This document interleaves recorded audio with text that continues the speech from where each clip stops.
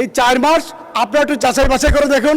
এই 4 মাসের যে আমাদের অগ্রগতি, বিগত এই ফ্যাসিস্ট সরকারের 17 বছরেও এত অগ্রগতি হয় নাই। মাননীয় স্পিকার, আমি আমার বিরোধী দলের বন্ধুদেরকে বলবো, বিশ্বাস রাখেন তারেক রহমান, তারেক জিয়া, সে হচ্ছে আরেক জিয়া রহমানের সুযোগ্য সন্তান।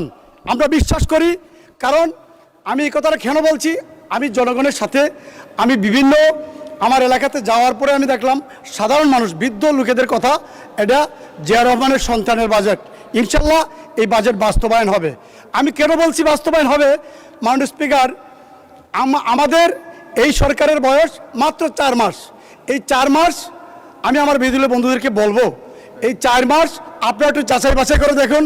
এই 4 মাসের যে আমাদের অগ্রগতি, বিগত এই ফ্যাসিস্ট সরকারের 17 বছরেও এত অগ্রগতি হয় নাই। মাননীয় স্পিকার, আমাদের প্রত্যেকটা মসজিদ মন্দির অনেক জায়গাতেই আমাদের অনুদান অলরেডি চলে গিয়েছে, যেটা আমি আমাদের গ্রামের মানুষজন আমাকে বলে যে এত উন্নয়ন, মানে এত বরাদ্দ আর কখনো আমরা পাই নাই।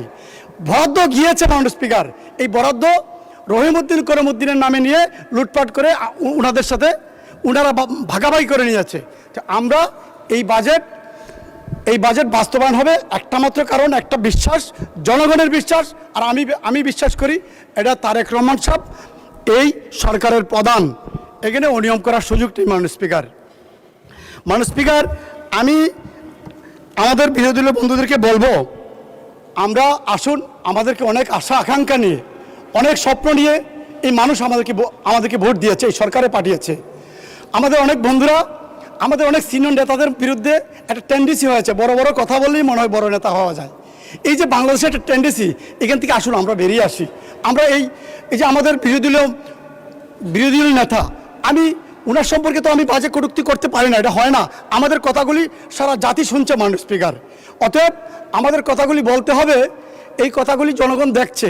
আমরা অশালীন এবং অসত্য কোনো বক্তব্য আমরা যেন না দিই, এটা আপনাদের প্রতি আমার অনুরোধ। মাননীয় স্পিকার, আমার একটু কষ্টের কথা বলতে হয়। অনেক মাননীয় সংসদ সদস্যরা এলাকার কথা বলেন যে আমাদের হাইওয়ে রাস্তা, আমাদের ইউনিয়ন থেকে ইউনিয়ন রাস্তা, অনেকে ইউনিয়নের কথা বলেন, ওয়ার্ডের কথা বলেন।